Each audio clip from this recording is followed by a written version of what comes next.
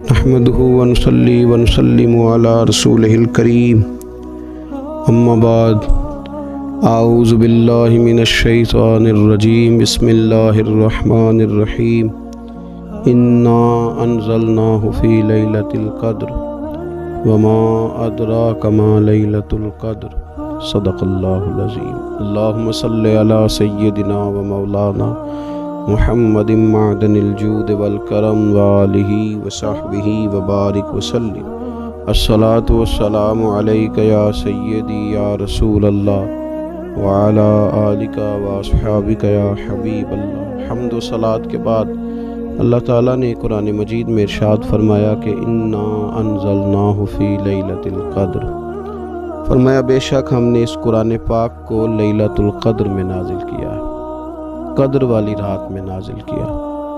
وما ادراک ما لیلۃ القدر، قرآن مجید کے انداز پر غور فرمائیں، فرمایا تم کیا جانتے ہو کہ لیلۃ القدر کیا ہے، تمہیں کیا خبر ہو کہ لیلۃ القدر کیا ہے۔ اس کی اہمیت دیکھیے، میں کہا کرتا ہوں کہ صرف اس ایک فکرے کو دیکھ لیا جائے، وما ادراک ما لیلۃ القدر، اور تم کچھ جانتے ہو کہ لیلۃ القدر کیا ہے، تمہیں کیا خبر کہ لیلۃ القدر کیا ہے۔ لیلۃ القدر 1000 مہینے سے بہتر ہے۔ ان آیات کو دیکھیں اور ساتھ نبی پاک صلی اللہ علیہ وسلم کا وہ فرمان دیکھیں جس میں حضور علیہ السلام نے فرمایا تمہارے پاس ایک مہینہ آ رہا ہے رمضان کا، اس میں ایک رات ہے جو 1000 مہینے سے بہتر ہے، اور یہ لفظ کتنے جھنجھوڑنے والے ہیں۔ حضور علیہ السلام نے فرمایا جو اس رات محروم رہ گیا وہ ہر نیکی سے محروم رہ گیا، جو اس رات محروم رہا محروم ہی رہ گیا، اتنی بڑی بات۔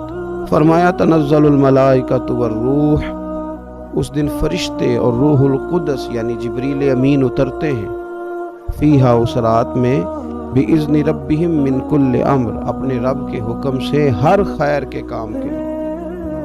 سلامن، یہ رات سلامتی والی ہے، ہی حتی مطلع الفجر، یہاں تک کہ فجر طلوع ہو جائے۔ سرے شام سے لے کر مغرب سے لے کر فجر تک یہ رات سلامتی والی۔ اس کو لیلۃ القدر اس لیے کہا جاتا ہے، ہمارے مفسرین فرماتے ہیں کہ اس دن قدر والی کتاب قرآن پاک قدر والے محبوب پہ نازل ہوئی اور قدر والی امت کی طرف بھیجی گئی۔ نبی پاک صلی اللہ تعالیٰ علیہ وسلم نے جب پرانی امتوں کی عمریں دیکھی، نہ کسی کی 1000 سال ہوئی، کسی کی اس سے زیادہ ہوئی، تو اللہ کے محبوب علیہ السلام کے دل مبارک میں یہ خیال آیا کہ میری امت کی عمریں تو بڑی تھوڑی ہوں گی، تو کیسے اتنی لمبی نیکیاں کر سکیں گے، تو اللہ تعالیٰ نے پھر لیلۃ القدر عطا فرمائی۔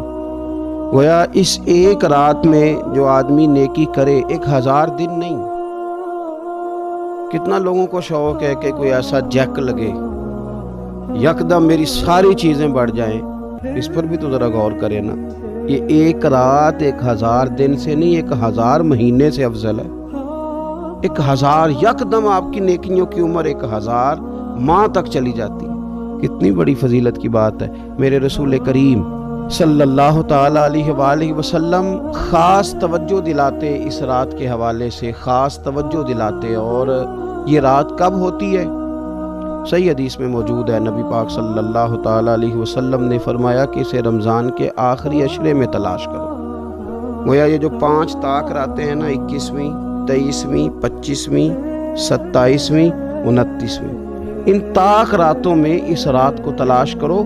اس رات اللہ کے فرشتے نازل ہوتے ہیں، آسمان دنیا پر، زمین پر فرشتے اترتے ہیں، حضرت جبریل امین علیہ السلام انہیں لے کر کے آتے ہیں، اور فرشتے کیا کرتے ہیں کہ جو بندہ اس رات اللہ کی یاد میں موجود ہو، جو بندہ اللہ تبارک و تعالیٰ کے ذکر میں موجود ہو، جو بندہ اس دن اللہ تبارک و تعالیٰ کی بارگاہ میں کسی بھی طور پر حاضر ہو، فرشتے اس کے لیے دعائے مغفرت بھی کرتے ہیں اور رب کی بارگاہ میں التجائے رحمت بھی کرتے ہیں۔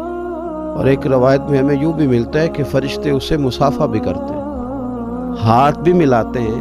دیکھیے نا کتنی سعادت مندی ہے کہ انسان عبادت کر رہا ہو اور فرشتے اس کی زیارت کو آئیں۔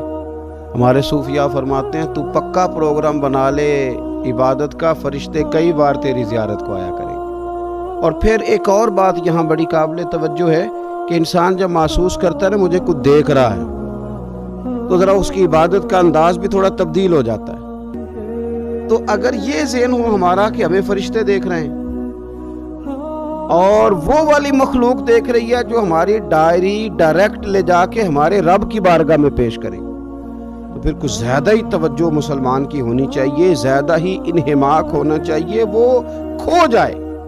ٹھیک ہے ہم کمزور بھی ہیں، ہمارے اندر کچھ پریشانیاں بھی ہیں، ہماری بیماریاں بھی ہیں، ہم لاغر بھی ہیں، ضعف بھی آ جاتا ہے، تھکاوٹ بھی ہمیں آ لیتی ہے، لیکن لمبی تو بات ہی کوئی نہیں، 5 تو طاق راتیں۔ حضرت سیدہ عائشہ صدیقہ رضی اللہ تعالیٰ عنہا ارشاد فرماتی ہیں کہ جب رمضان کا آخری عشرہ شروع ہوتا تھا نا تو نبی پاک اپنی کمر کس لیتے تھے عبادت کے لیے، خود بھی رات کو اٹھتے تھے، ہمیں بھی جگاتے تھے۔ یہ کچھ سونے کے دن تو نہیں ہے، تو جاگنے کے دن ہے۔ ساون کی کالی راتوں میں جب بوندا باندی ہوتی ہے، وہ راتوں کو اٹھ اٹھ روتے ہیں جب خلقت ساری سوتی ہے۔ یہ رب کے بندوں کی شان ہے۔ اور ویسے بھی درویش کہتے ہیں کہ رات پوے تے بے درداں نو نیند پیاری آوے، درد منداں نو تے یاد سجن دی سوتیاں بھی آن جگاوے۔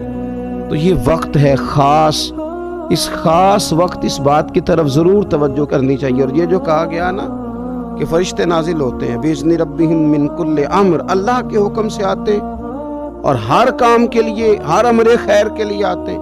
اس میں بھی ہمارے مفسرین نے لکھا ہے کہ وہ تمہارے لیے پورے سال کا فیصلہ کریں گے کہ تمہیں کیا دیا جائے گا، تم کیا حاصل کرو گے اللہ تبارک و تعالیٰ کی بارگاہ سے۔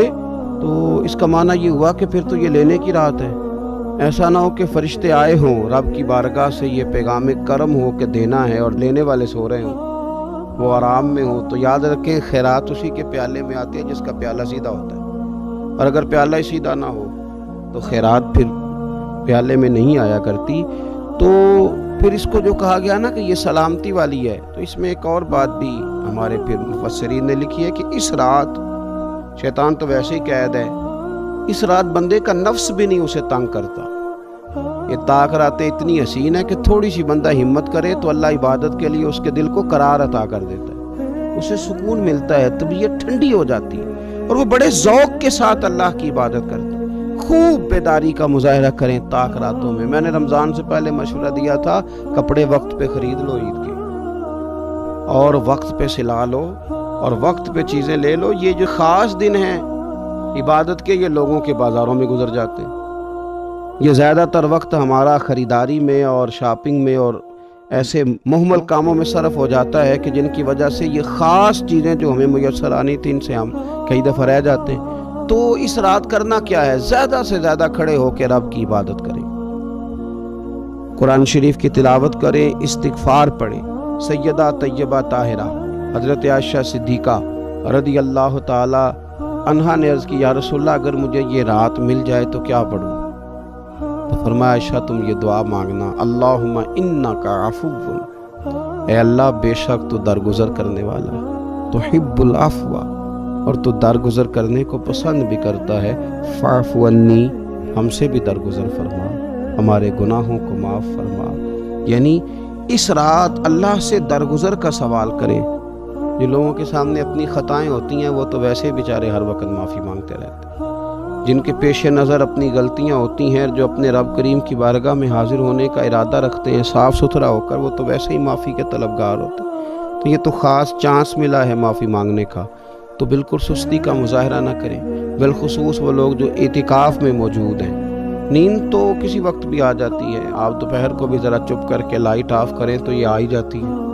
آپ سر شام بھی تھوڑا سا کھانا کھانے کے بعد اگر کمر سیدھی کرنے کو بھی لیٹ جائیں تو نیند تو پھر بھی آ ہی جاتی ہے۔ لیکن یہ سنہری قسم کے ایام ہیں، سختی نہیں، پابندی نہیں، فرض نہیں، لیکن اگر شوق کے ساتھ، ذوق کے ساتھ، توجہ کے ساتھ، میں ایک مثال دیا کرتا ہوں کہ یہ ہمارے پاس قیمتی دن ہے رمضان کے، ایک عمل کا ثواب 70 کے برابر ہے۔